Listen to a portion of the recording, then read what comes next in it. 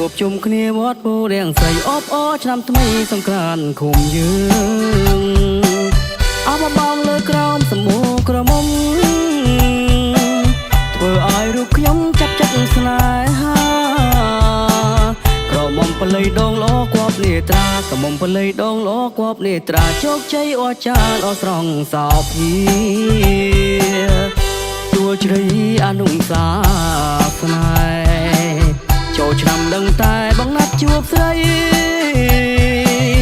នៅនាទីឋានវត្តពូរាំងសីនៅនាទីឋានវត្តពូរាំងសីចង់ភ្ជាប់និស័យឆ្នាំថ្មីនឹងអូនខែចែឆ្នាំចាំងផ្លាចូលឆ្នាំថ្មី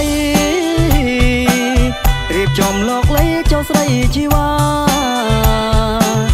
ទៅតាមប្រពៃណីពីដូនតាទៅតាមប្រពៃណីពីដូនតាចូលឆ្នាំហើយណារៀបការនឹងស្រី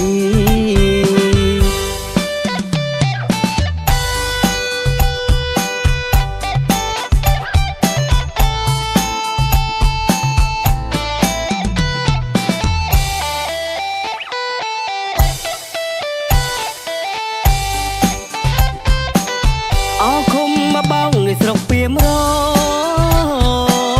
សាមគ្គីអ៊ូអូទាំងក្រុងទាំងស្រីមកជួបជុំគ្នាវត្តពូរាំងសីមកជួបជុំគ្នាវត្តពូរាំងសីអបអរឆ្នាំថ្មីសង្ក្រាន្តឃុំយើងអបបងលើក្រោមសម្បូរក្រមុំធ្វើឲ្យរូបខ្ញុំចាប់ចិត្តស្នេហាក្រមុំបល័យដងល្អគប់នេត្រាក្រមុំបល័យដងល្អគប់នេត្រាជោគជ័យអស្ចារ្យអស្រង់សោភាទួលជ្រៃអនុសាសនាចូលឆ្នាំដឹងតែបងណាត់ជួបស្រី